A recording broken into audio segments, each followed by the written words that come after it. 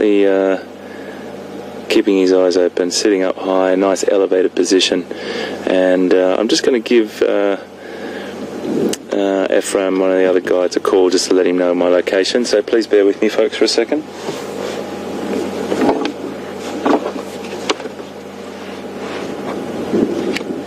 Ephraim, do you copy?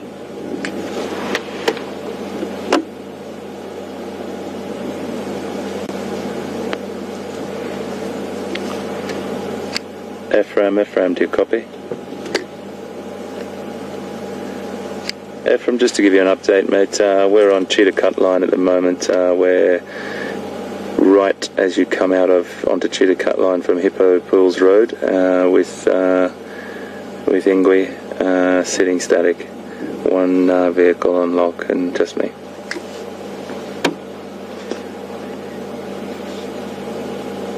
Repeat. Affirmative.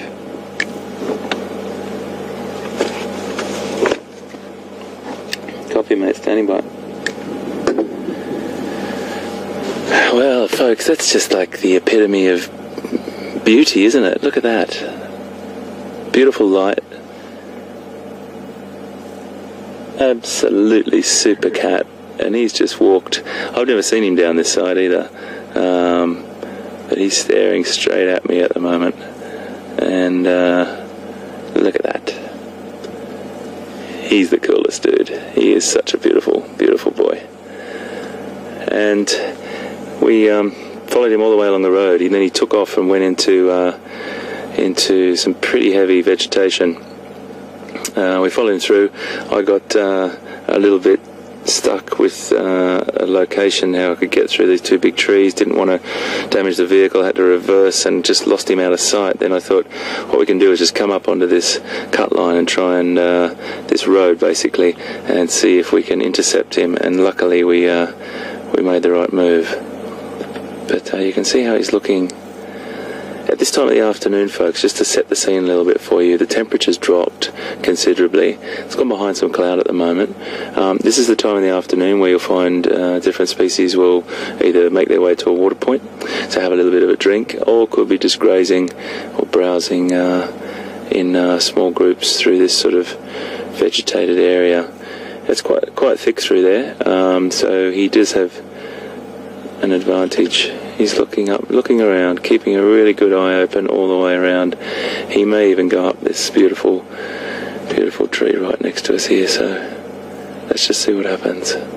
But nice to sit with him. He's definitely on the move and definitely on the lookout.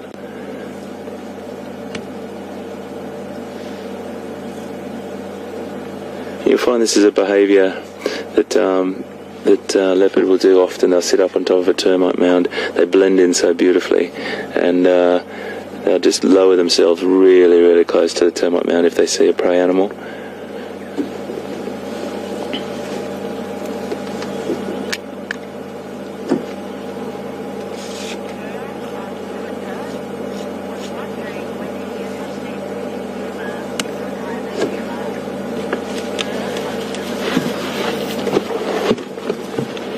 Just watching, he's just walked right in front of us here. I'm going to reverse up, folks. He saw something. We have to stay this side.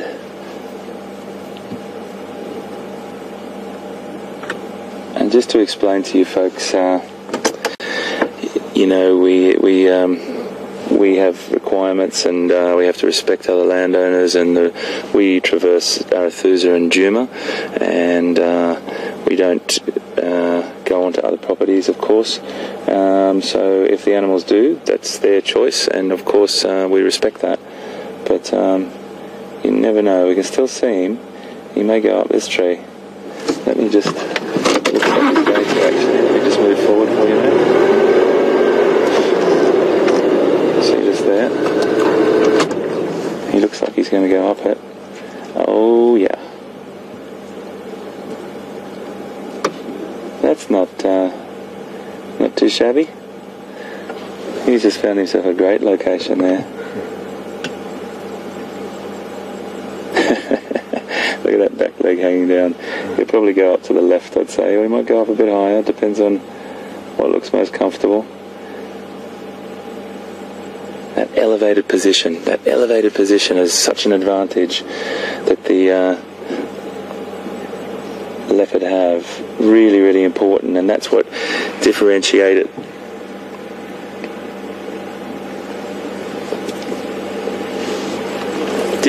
it between all the other cats. The ability to climb up that tree, either for a hunting purpose or to hoist a kill up there and store it for later. So a huge advantage the leopard has.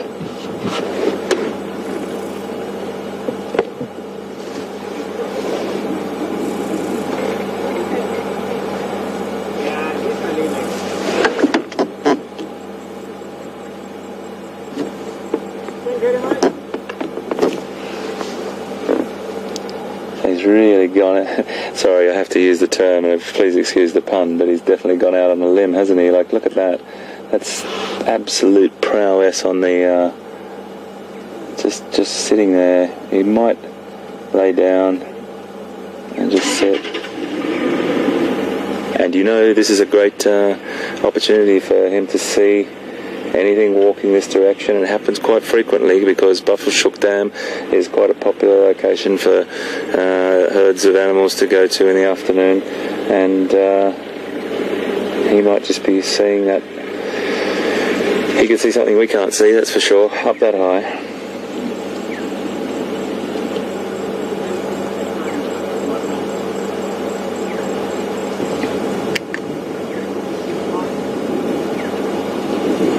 Just walked right across in front of us. Absolutely beautiful. So I've got a couple of other vehicles just arriving at the moment. We've got another couple of vehicles just arriving in front of us, and I'll just move on.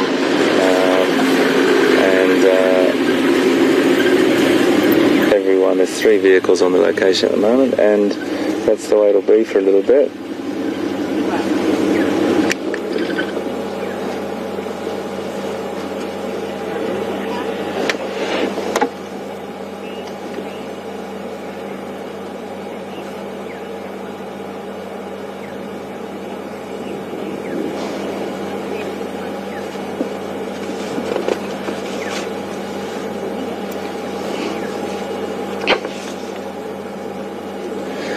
So a great question from Tom in the UK. Tom, welcome aboard and fantastic to have you with us. And a good question is what is the, well, probably the most preferred prey, and Tom's sort of second half to his question was along the sort of lines of, do they have a bit of a palate for baboons, and do we often see that?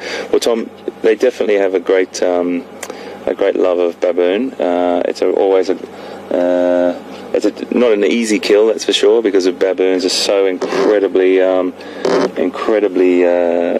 mobile and can make their way around. So, but one of the things is that a baboon is a diurnal primate, so they spend active during the day and inactive during the night. They go up into trees or cliffs to roost. Not when they're using the word roost like a bird, but going up to sleep in trees to be away from predators.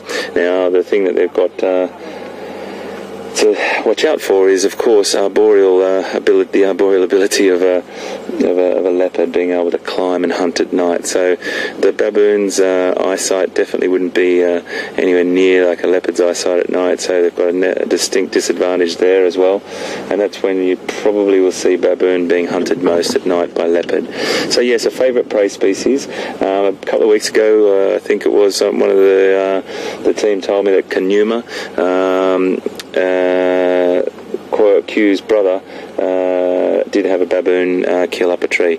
So definitely a favourite, but we don't have a massive population of baboons here, and it just depends on what's available. So remembering, going back to that philosophy that leopards are hugely opportunistic. We saw him sort of stalk a couple of francolin earlier before. He's looking for anything that will pass his way here, and they will really have a go at anything. But great question, Tom, and thank you very much, and great to have you on board.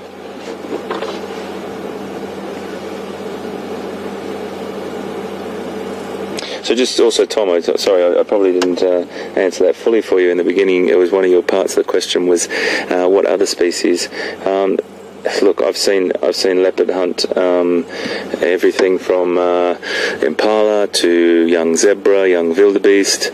I've seen them with porcupine, which is always a bit of a tactical manoeuvre to hunt a porcupine.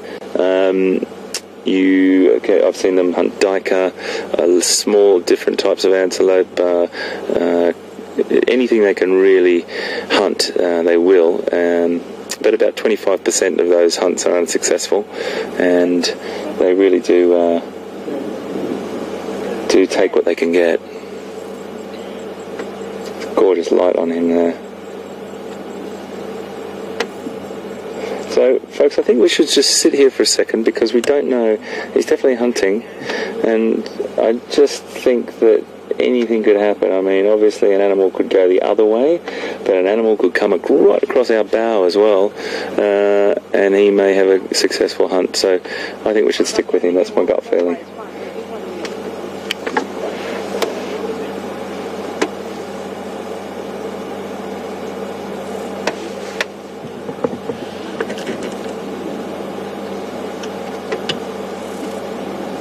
Just getting comfortable there. Now, you know, if you were walking past, there's the classic legs down the side of the tree. Just as I said, he looked like he was hunting. He's gone into perfect, quintessential leopard pose up the tree with those back legs either side in a resting position. But that doesn't mean anything. If he sees something, he'll become very, very alert very quickly.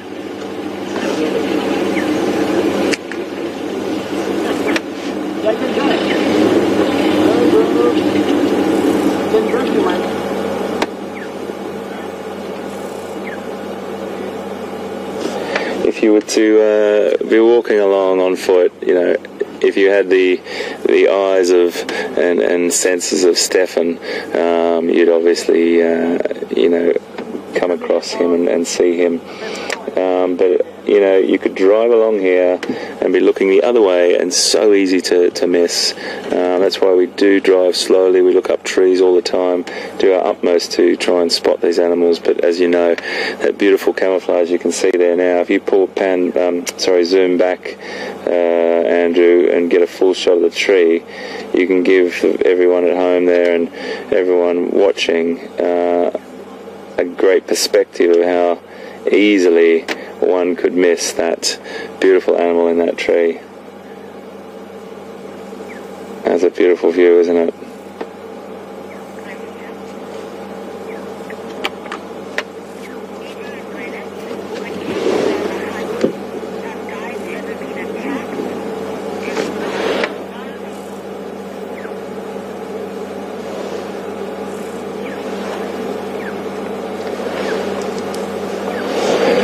So BJ, great to have you on board too. Thank you for your question, a really interesting one.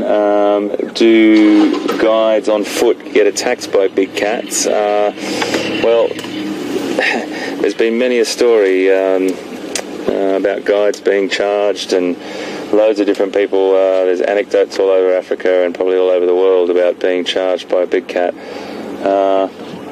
They would be considered prey, but also one has to remember that historically many of these animals all over Africa have been persecuted. So it's only in these protected areas where and over many years of habituation, BJ, and most people, I'm sure you've heard the word before, but just to maybe just flesh it out a little bit. Habituation means that a process of getting the animals used to a person or a vehicle or a walking trail group or something like that. And it takes time. It takes long periods of time to gain the trust of these animals to know that a vehicle is not a threat. But in the past, you know, when times were different, and in some areas still to this day, humans are still considered a huge threat to cats, and they will just run the other direction. So, you know, it just really depends where it is.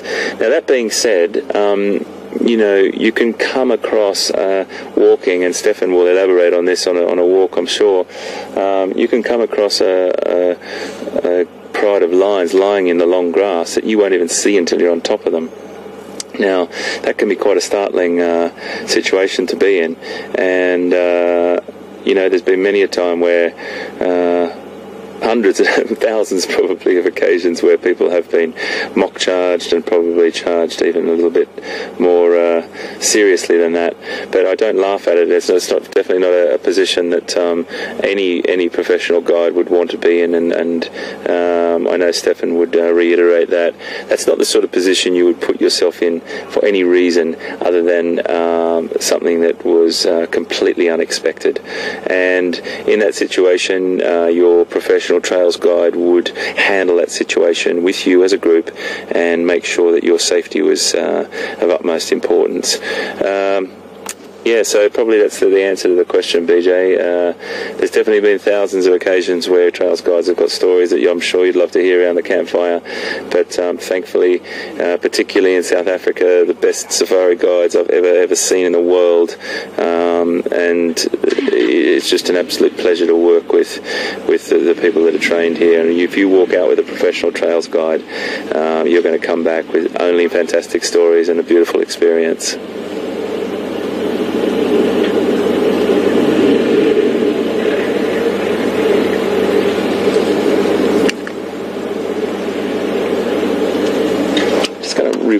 Reverse up a little bit, folks, so we can see his face.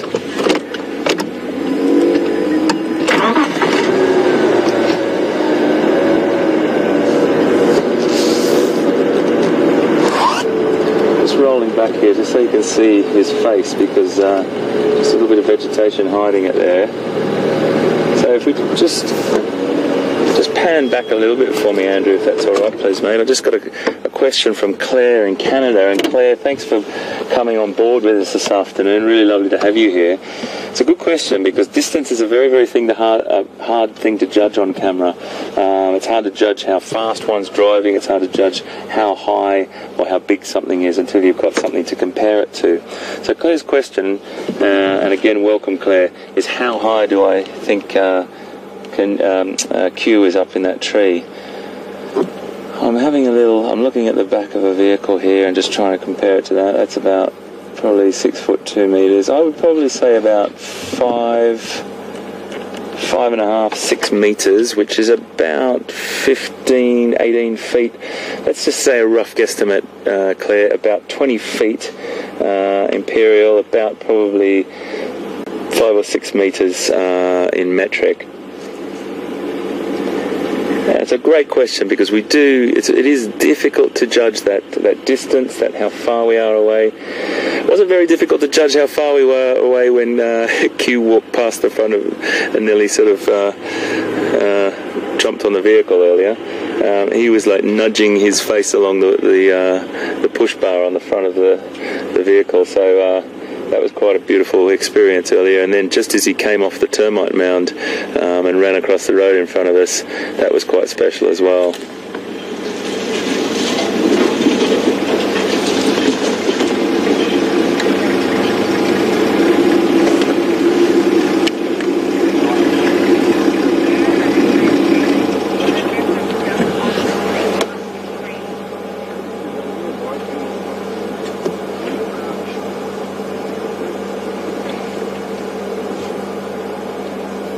Some fantastic questions coming through. Gail, another absolutely perfect question, because you would wonder if the animal would use that position to hunt from or just to have as a vantage point to see from and then come and hunt on the ground. So Gail's question is, would Q, or any other leopard for that matter, use that position to actually pounce on something or jump on something, or would it just use it as a vantage point and come down and prefer to hunt from the ground?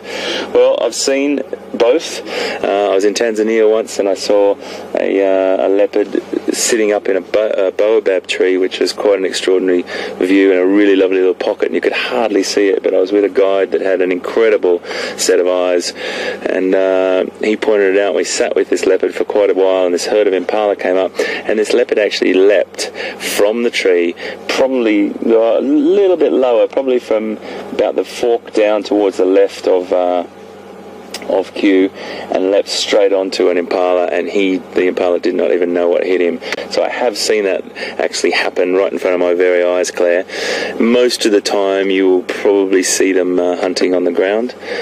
So I'd probably say, I can't give you a statistic on it in a percentage, but I just say in my time I've seen them predominantly hunting on the ground, and had the great privilege to see one hunt out of a tree in Tanzania about 15 years ago. But who knows, Claire, who knows what that magnificent cat is thinking or looking at right now. And we will sit with him and just wait and see. Definitely got his eyes open.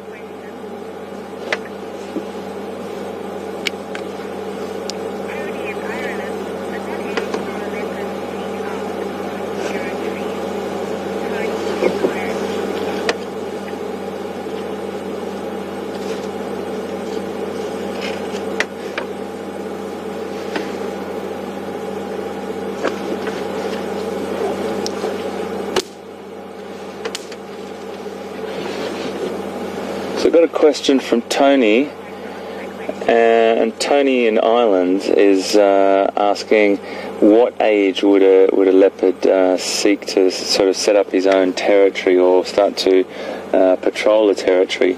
Well, the offspring is sort of leopards become independent from their mum around sort of completely independent around 22 months, but they sort of remain in the home range, what's commonly known or I refer to as the natal home range, and they can remain there for quite a few months.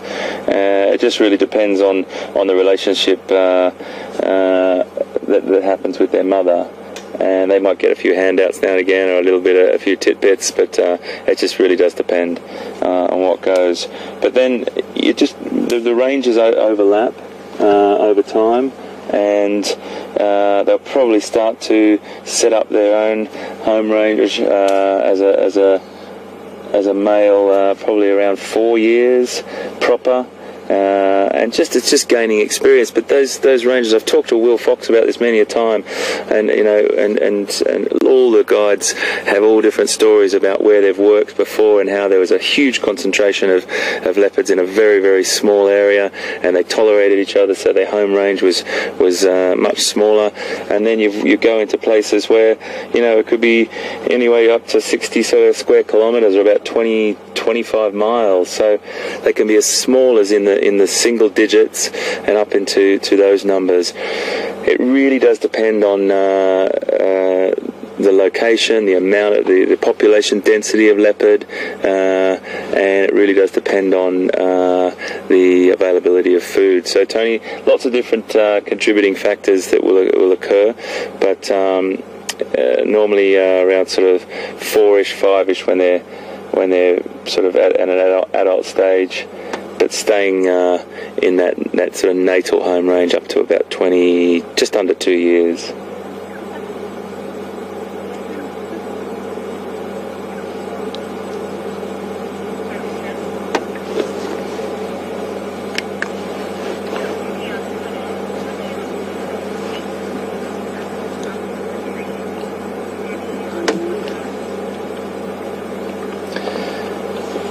Jenny's just asked a question on Twitter. Jenny, welcome aboard. Great to have you with us, and what a beautiful sight that is, hey? That beautiful cat there in the afternoon sun.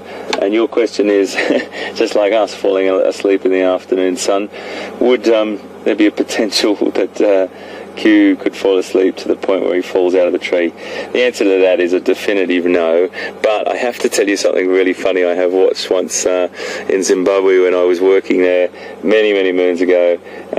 We saw a leopard in a tree, a youngster, and they had a really great feed, and he was with his mum still, and mum had made a kill, and the youngsters were having a great feed, had a full belly. They went up into this very, very small tree, it wasn't very, very high, And we sat and watched, and we watched for quite a while, and he was so full, and he was so just trying to cope with digesting the food.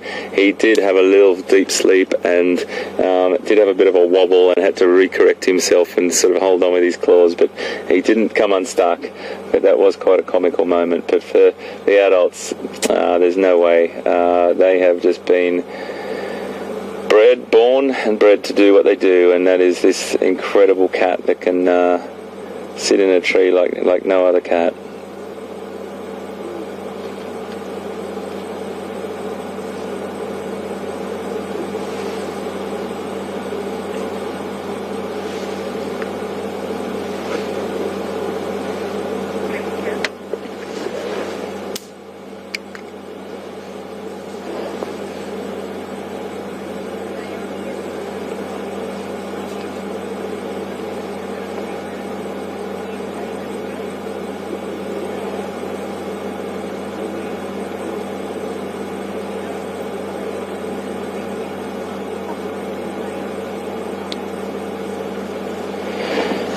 Hi Naomi, fantastic to have you right here in South Africa asking a question about your motherland and your beautiful wildlife that you've got here. Great to have you on board. I tell you what, I'm so envious of where you live, my friend. This is one of the most magical countries on the planet, and I just want to thank you for having me.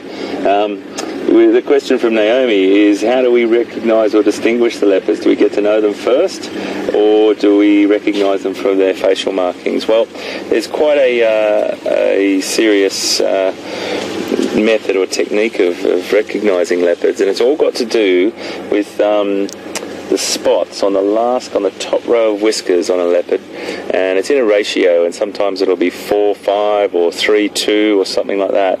And I think I'll ask Will to put up on our website this afternoon a little link to. Or make some comms with us to have a look at how that works, and it's much easier to see on this little diagram and on this little picture that we've got. So that'll be a really great thing to be able to have a look at. It describes it a lot better than what I can do just verbally. You do have to have a look at the leopard's face, and you'll see there's a definite line or differentiation in dot marks on that top row of whiskers. So great question, Naomi, and that's how we would do it. Half of the time, Naomi, I have to be completely honest with you, you don't get a fantastic shot of the leopard's face. You're looking at the tail of it, or the leg of it, or the foot of it, or whatever. So it's really, really tricky. What we will do is we'll sort of go off the intelligence of other guides that have been in the area and say, look, Q was seen on this particular road, Cheetah Cut Line that we're on right now, at this at certain time of the day, and that information will get passed over. So you're pretty sure it's the same animal. And when we came back this afternoon and found him, we did do about 40 minutes of looking in pretty serious vegetation, but when we found him, we sort of put two and two together. I did say to Andrew, didn't I, mate? I said, I hope this is Q after I've just announced it, because I couldn't see Q's face properly. I couldn't see those beautiful markings that I distinguish him by on the base of his tail, and it's a little bit of guesswork, but you hopefully can put all the pieces of the jigsaw puzzle together and come up with an answer. So that's what we do, but the scientific way and the way that researchers will look at the animals is with that dot pattern, and I think we might be able to put that up on Facebook or something later for you to have a look at, and get a real sort of rundown on a very concise answer to that with the pictures. Great question, Naomi.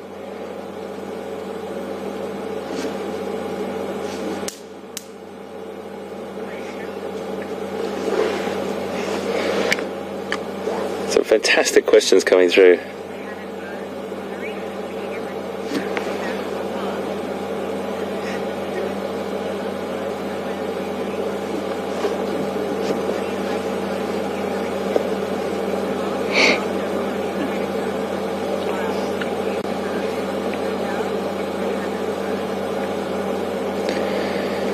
So another Really great question. I have to say, folks, the questions that are coming through are brilliant, and they're pertinent to what we're doing right now. We're looking at a leopard, and these are leopard questions. You are keeping this conversation going.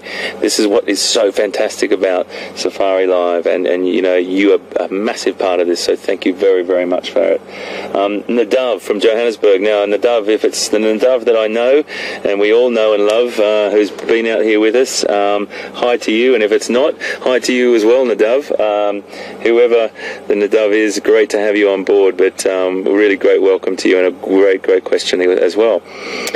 Nadav says that he was in Kruger recently, and he drove up to a leopard, and the leopard took off, ran away very, very quickly. And Nadav wants to know if we've got any tips for him, and everyone for that matter, when approaching predators. Well, I think the first thing I have to say, Nadav, is slowly. In Swahili up in Tanzania, when I used to live there, there's a great saying called pole pole, which means slowly. Just approach very, very gently and allow the animal to get used to you. That's really important. These animals are definitely not used to having things driving at them fast, and I'm not saying you did that, Nadav, but you might have just approached at a speed that animal wasn't used to, or that animal also might have been an animal from a surrounding area, wasn't that habituated, there's that word again that we used earlier, or conditioned to humans or vehicles. So he may have just been a little bit spooked or been a little bit unsure of himself. He might have been a youngster. He might not have his sort of wisdom on handling situations like that yet. So there's lots of external contributing factors there as well. But I have to say the key is slowly. I have a thing that I like to do sometimes, and a lot of people say, "Oh, turn your engine off, straight away." It can sometimes startle an animal when you drive up. You drive up nice and slowly, but the idling of the engine sometimes can just be a calming effect that they've gotten used to. If you drive up straight away and just turn the engine off really quickly, that can startle them. I like to just drive up and give them about 10 or 15 seconds sometimes of just, excuse me, of just getting used to that engine noise, and then just gently button the engine off. That's just my technique. Loads of other people have got different other techniques, and then I would say that invisible distance that is really, really important. Now, how do you learn that?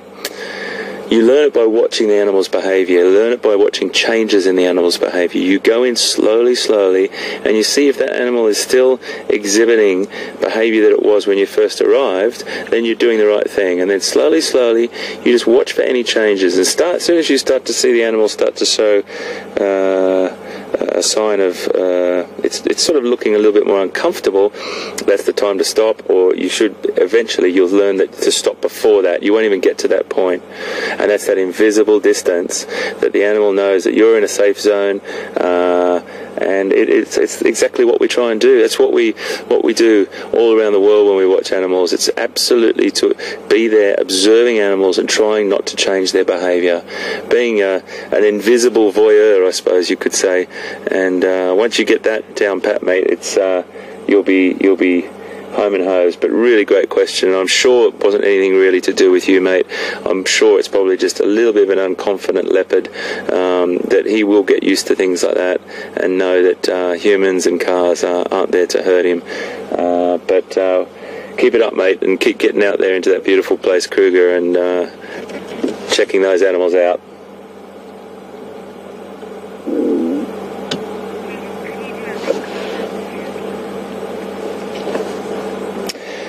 Okay, folks, I think what we're going to do is we're watching Q changing position in this tree. Anything could happen, but goodness, we could sit here for another hour. And I want to just cross over to Pete and see what he's up to. But you know that we'll come back as soon as something happens. We'll come right back to you. So I will say it again. I will see you just now.